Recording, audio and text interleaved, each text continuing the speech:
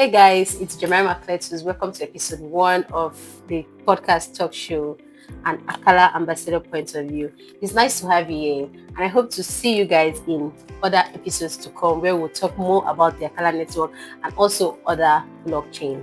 Come with me as I'm going to answer the questions that you all asked. Okay, what sets Acala network apart from its competitors? So Acala network is designed specifically for DeFi. So unlike other blockchains that are built for multi-purpose activities and general use, Acala is fine-tuned for things like liquid staking, stablecoins, and decentralized exchanges.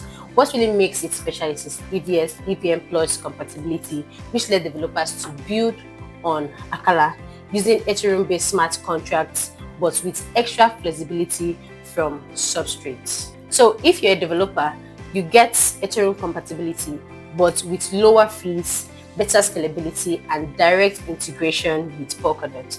And for users of Acala network, Acala has a stablecoin, AUSD, that's built in the DeFi ecosystem with deep liquidity. What kind of application and use cases can be built on Acala network?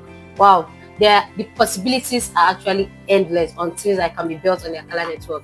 Acala is tailored to make DeFi easy. So if you're building anything related to lending, staking, trading, or stable coins, you are in the right place. Insider info: there's actually a builders hackathon going on Acala network where builders and meme apps developers have the opportunities to earn from a pool of 1 million ACA token monthly. That it started from the month of February and it's running down to the month of August. So that's something for you to ape into. So you can build decentralized exchanges where people can trade assets without intermediaries, and you can build lending and borrowing platforms that uses Acala stable USD. You can build liquid staking solutions where you stake assets like DOT but still use them in DeFi. So what are the core features of the Acala blockchain? All right, I'll break it down in a way that you understand. Acala has a lot of powerful features, and I'm going to mention a few and explain them. So we have the EVM Plus. The EVM Plus lets builders deploy Ethereum-based apps, but with lower fees and better security on the Acala network. We have the liquid staking, that's LDOT. Now, you can stake your dots, the DOT token, but you don't lose liquidity. In this case, it means that you can still use your DOT that has been staked in your decentralized transaction. Now, we have the built-in DeFi tools. In this use case, there's a native DEX, yield farming, and staking rewards for users on Acala ecosystem right in the ecosystem. And we also have the cross-chain compatibility. Acala works with Polkadot, Ethereum, and even beyond, making it super flexible and easier to use for both users and developers. So whether you are a developer, a trader, or a casual DeFi user that's looking for a platform that is all round, Acala gives you all the tools that you need in one place. How does Acala compare to platforms like Polkadot and Cosmos? Okay, that's a tricky but good question. I'm going to answer it. A lot of people have asked it though. So Acala is built on Polkadot, but its own specialized parachain. So Polkadot provides security and interoperability for Acala network, while Acala focuses on financial application. Now, compared to Cosmos, it's a little different. Cosmos is all about independent blockchains like talking to each other, while Acala benefits from Polkadot's shared security model. That means more security and easier cross-chain functionality compared to Cosmos' more independent setup. Now, the way I like to explain it is that Polkadot is the foundation, Acala is the DeFi hub. Cosmos chains work more independently, but Acala benefits from a stronger security structure on Polkadot. So if you're building something in DeFi, Acala gives you a faster, safer, and more scalable environment.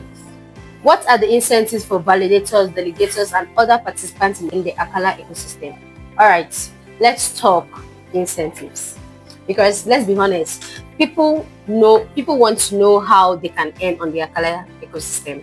Now, Acala has something for everyone that participates in the ecosystem. For the validators, the idea is that they secure the network, and when you do that, you earn ACA rewards and transaction fees. For the delegators, if you run a validator, you can stake ACA with validators and still earn rewards. For the liquidity providers, if you add liquidity to Acala's DEX, you get a cut of trading fees and also staking rewards. For the builders and developers, Acala has grants, liquidity support, and developers reward of the apps. Now, for the regular users like me and some of you, even if you're just using Acala, you can earn staking reward, yield farming rewards, and incentive from governance participation. So, and one example of earning rewards from governance participation is by voting in the ongoing Acala meme and DApps trading competition. When you vote for a meme or the app that you choose to win, and you get rewards for voting. So whether you're technical or not, there's always something to earn and engage with on Acala blockchain. How does Acala plan to stay competitive in the blockchain space? Now, that is a great question. The blockchain space is moving very fast, and Acala is staying ahead by constantly innovating and expanding. I'm going to tell you how. With multi-chain expansion, Acala is always improving cross-chain liquidity and connectivity with Ethereum and other networks. We also have the EVM Plus upgrades, where more developer-friendly tools and better smart contracts are supported by Acala network. Now we have more liquidity and staking incentives for people that stakes ACA, and we also have the liquidity mining and staking rewards that keep users engaged. We also have the community-driven governance. Acala is a fully decentralized platform, meaning that community helps to shape its future. So with this, we've come to the end of this podcast, and I believe that you guys have been able to learn a thing or two about the Acala network.